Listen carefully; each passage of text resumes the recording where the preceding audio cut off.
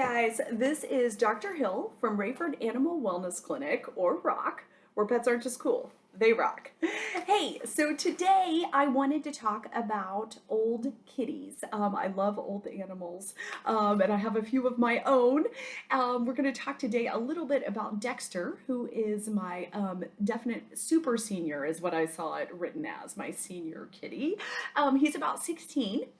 And we've kind of broken up cats' ages into kind of life stages and things like that. And so he was written up as a super senior and kind of equaled a person of about 80 years old. So he's definitely in that older category. And we're seeing some aging changes with him for sure. He definitely has some arthritis, some dental disease. He's got a little mass on him, So but the nice thing is he does have some very mild kidney disease, but his blood work overall has been pretty consistently good, which is fantastic.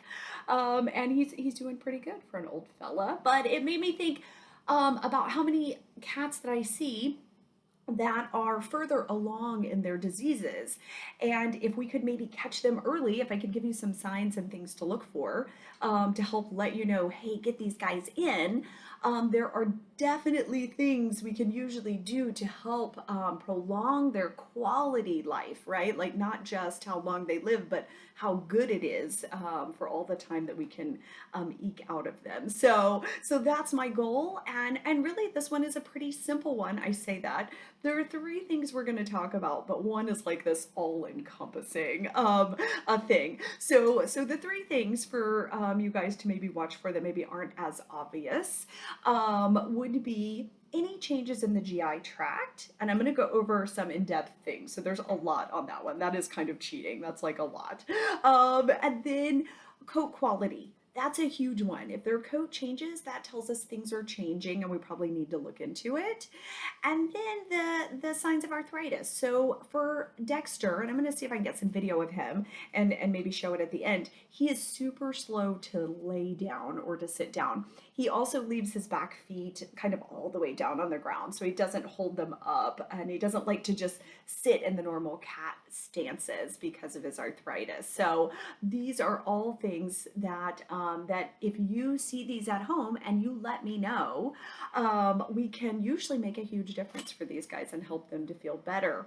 So we'll start with the GI changes. Now that is a very unfair one that I used as one option, but this is everything that goes in or out of your cat pretty much. Okay, so if anything changes in your older cat, please let me know, or your veterinarian, because we can make a difference in almost all cases, or at least figure out what's going on so we can let you know and know what to expect.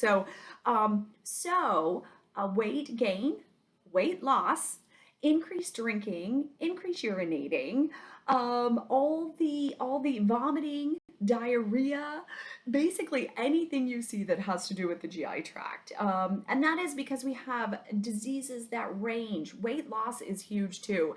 Even if they're eating a lot, if they're eating a ton and losing weight, hyperthyroidism is a disease that we can diagnose, and it can be a treatment can be as simple as giving a pill twice a day. Now, it can also be, we can actually fix in some cases that disease. So it's something that we can do something about. And if we let it progress, if you don't bring them until the weight loss is severe and it's been going on a long time, now the disease has progressed, and that disease can cause heart disease and then heart failure. So it's a hard one because you can see they're active, they feel great, they're running around, but they're older and you're like, well, wow, they got really active all of a sudden. That's because their thyroid is overproducing this hormone. Their metabolism is working great, but it's causing more workload on the heart, and they could actually die of heart failure. And if we can just get them started on meds, we can slow that down and get them back to normal in some cases. So really increase, again, the quality of their life. The other things, as they get older, they lose the ability to taste things as well and smell things as well. So sometimes, and they don't absorb as well.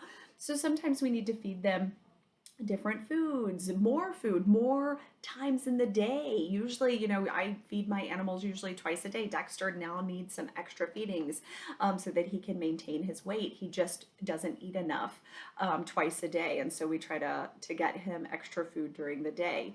So yeah, there are some very almost easy fixes sometimes. The other thing, if that watch for this, oh, they're sneaky. They will run to the food bowl sometimes, and they will, especially with a canned food, they might drink all the liquid out. I have a lot of people tell me that. If they're doing that but not eating the food, they're probably dehydrated or nauseated. The other thing is sometimes they'll run to that food bowl and they won't touch it. You'll think, oh yeah, they're eating because they're running to the food bowl. You really have to pay attention to how much food is left when they get done, because sometimes they will do that and not take a bite or take one bite, which makes you think, oh yeah, they're eating, but they're not actually eating enough. And kidney disease is another reason they might do that, or just GI, their stomach is upset. Again, if we catch these things early, we can, sometimes it's as easy as adding water to their food, and now they're getting more liquid and doing better. And so definitely watch anything coming in or out. Sometimes they're drinking more. Diabetes can be a cause. We can treat that. Kidney disease, again, the water, and that can lead to the dehydration. So these are all just things that if you guys kind of watch, that can really help us to get things diagnosed early, treated early, and get them feeling good. I want you to have as much time. We're eking every second out of Dexter. So yeah, I want to help you guys do that. Vomiting can be tricky. That's one that, if you have cats like mine, every once in a while they're gonna vomit. And I'm kind of like, I wish I knew why, but this just happens. But if it's increasing in frequency, if you're seeing weight loss with it, and really they shouldn't vomit, and even this is a lot, but once a month, you should see it less than once a month. If you're seeing it that often, let me know. Let's make some changes and see if just changing the food makes a difference. Increasing in frequency worries me. Now, sometimes it's a scarf and barf, and they're just super hungry and they eat it and then they vomit, and we can talk about that, but it really shouldn't be happening all the time. Think about yourself. If you were vomiting that often, you'd probably want somebody to try to figure out how we could make it better.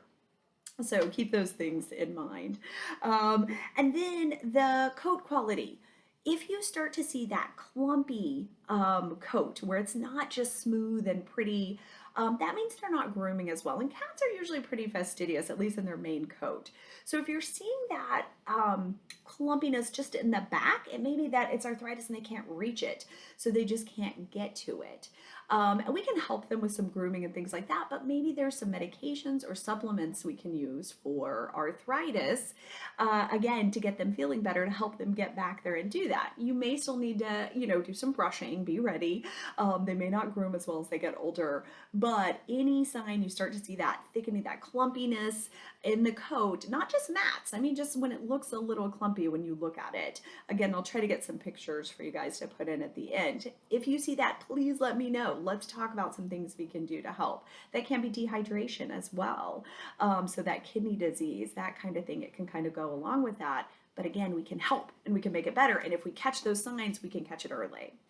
And then the slow to get up and down. So that's what I see with Dexter. And he definitely, just ekes down on his front legs. So he's probably got some arthritis in his elbows, maybe his shoulders, even in the back. He holds his legs kind of straight sometimes and doesn't go into that normal kitty position. And we have supplements that we can use. We have pain meds that we use when needed, and it just makes a huge difference on how he feels and how he does. So those are just three things, but they're huge. And if you guys can kind of watch that and let me know early, that is one of the reasons it's a great idea for us to visit at least once a year. And honestly, in these seniors, twice a year, way better. In these super seniors like Dexter, maybe even more often, because there commonly are some diseases going on. But we can try to catch these things early. Blood work is our best friend when it comes to our seniors. the bane of my existence is why can't they speak to me and tell me what's going on? So if we can do that physical exam really helps, seeing them helps, and then getting that lab work to see what are the kidneys doing, what's the liver doing, what's happening inside the body where I can't just see it. Those things really help us to do the best we can to keep these guys as healthy as possible for as long as possible.